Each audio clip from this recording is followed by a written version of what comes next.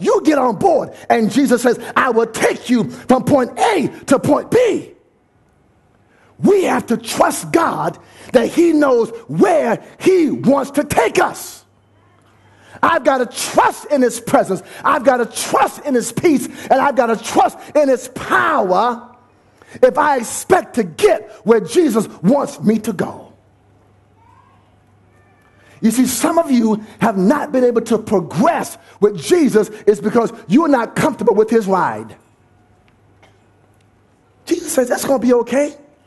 You see, let me tell you something, everybody. There's a reason for the storm. Every storm has a reason. The Bible says Jesus, after rebuking the storm, he turns to them and says, how is it? Why is it that you're so afraid? Why is it you're so fearful? What happened? And why is it, what happened to your faith? Why are you afraid and what happened to your faith? And the Bible said they didn't even respond to that question. They just said, wow, Jesus is awesome. That even the winds and the waves obeys his voice. Now.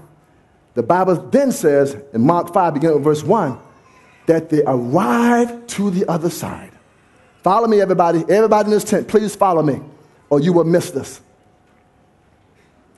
They finally arrive on the other side. They get to where Jesus said they were going. Let me tell y'all something. A storm cannot stop Jesus. A storm cannot slow Jesus down. A storm is inadequate to stand against Jesus. He got to where he said they were going. And now the Bible says, talking about your journey, your call to arms, they arrive. And the Bible says they get off the boat. And when they get off the boat, here's when it happens.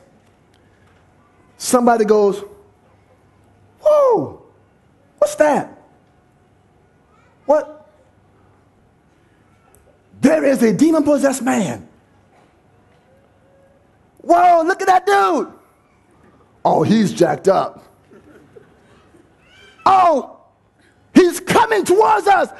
Ah!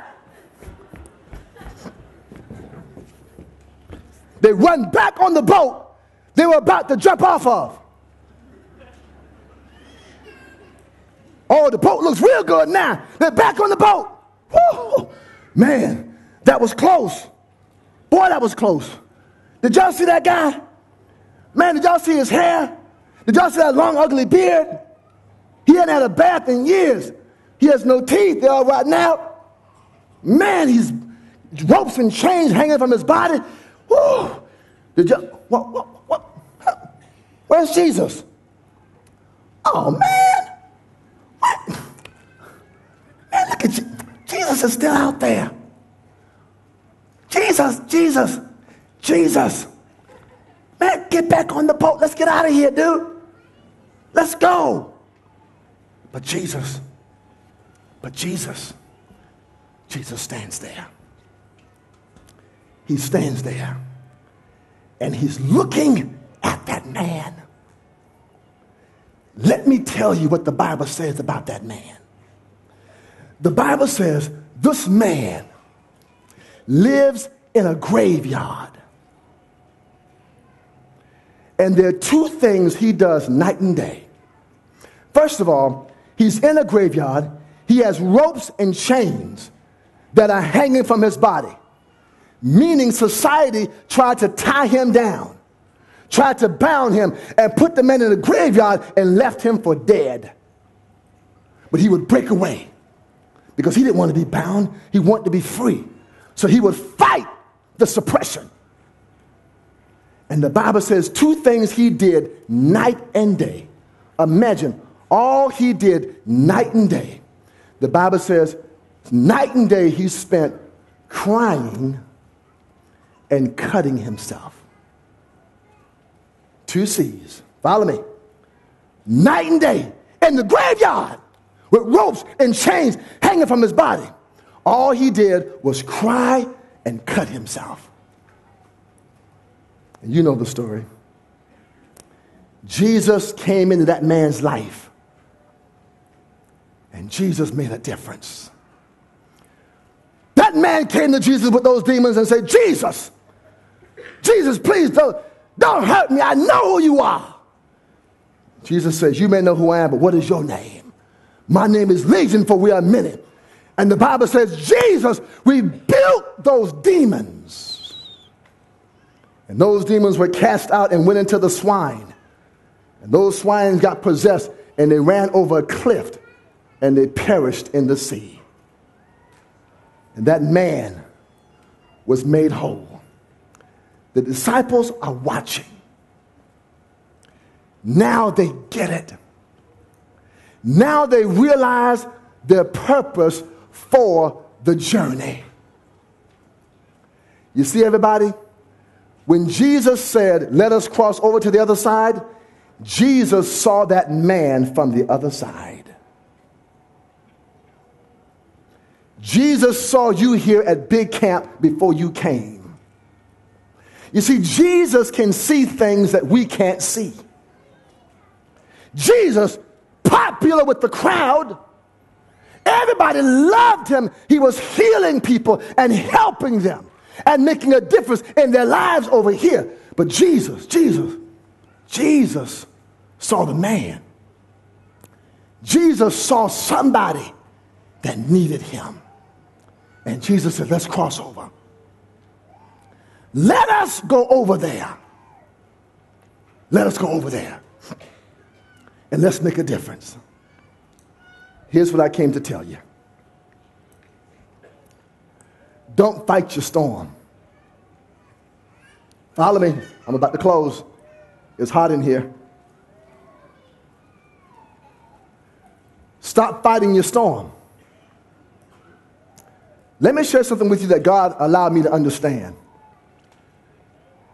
I am learning how to appreciate my storms. You know why I say that? Because I own a boat, and I know what it's like to be out there on that boat, and a storm comes, and I'm trying to get in, and sometimes it's rough, and man, you're fighting those huge wakes. I know what it's like. But I've learned something from watching sailboats out on the Chesapeake Bay, there outside of Washington, D.C.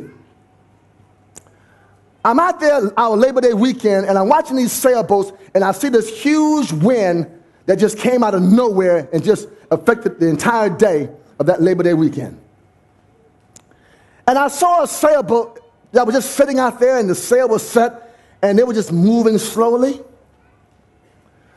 But when this huge burst of wind came, I noticed that the speed of that sailboat picked up. You see, Jesus permitted the storm to come because the storm put wind in the sail, and the wind in the sail allowed them to get to the other side in record time.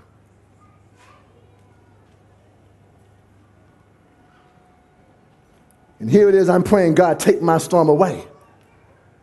And God says, yes, but if I take your storm away, you may not make it to the other side.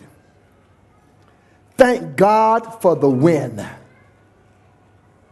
Thank God for the trials and the tribulation that becomes wind in our sails. And those winds push us to get to the other side. Guess what, everybody? That man on the other side represents you. And it represents me. God saw us from the other side. He saw James Black down there in Savannah, Georgia, and God said, I'm going to get him. And God came, and he got me. So as you are now called to service, get up, get on board. Because here's the last thing I want to tell you.